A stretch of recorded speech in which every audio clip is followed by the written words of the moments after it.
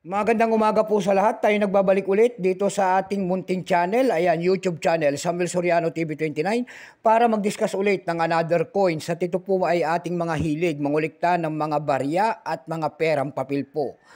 Ayan, at isa naman tayong kolektor. Magandang umaga po sa ating mga subscriber po. Magpapasalamat lang po ako sa aking mga subscriber.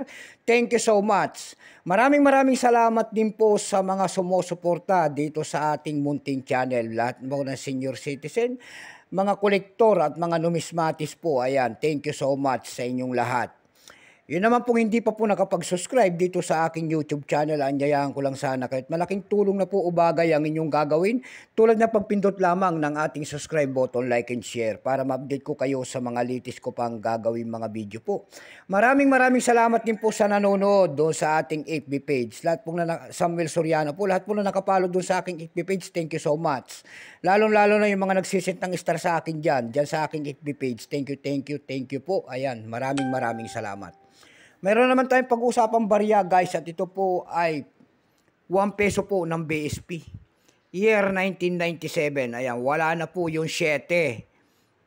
Ayan, burado na po yung kanyang 7. Pagkatalikod naman natin, makikita naman natin ang imahe po ng year 1993, ang pagtatag ng ating Bangko Sentral. And then Catwheel po, dyan po bumabase ang ating mga kolektor kung ano reverse o dayang isang coins. And then Bangko Sentral po ng Pilipinas, Central Bank of the Philippines, ayan. Siya po si Dr. Jose Rizal po, ang dakila nating bayani, in the year 1997. Bago tayo magsimula sa ating talakay, kilalanin mo muna natin siya para makita natin ang kanyang presyo. Issue po Philippines po, Period Republic 1946 up to date po. Type nito Standard Circulation Coins, years 1995 hanggang 2003. Value nito 1 peso, nakapaloob po sa BSP series. Currency piso 1967 up to date po. Composition niyan ay copper nickel, may bigat lamang 6.1 grams. May haba naman itong 24 mm, may kapal po naman itong 1.75 mm. Hugis po, bilog, orientation, middle alignment. Number N-1681, reference number KM-269. Ito pong year 1997, ito po ay 38%. Wala pa pong may pakita ang ating Bangko Sentral kung ilang pirasong ginawa sa barya na hawak natin. Pero may price na po yan doon sa ating numista.com. Ayan. May price na po ito na binigyan na po ng presyo ng ating mga numista. Ayan.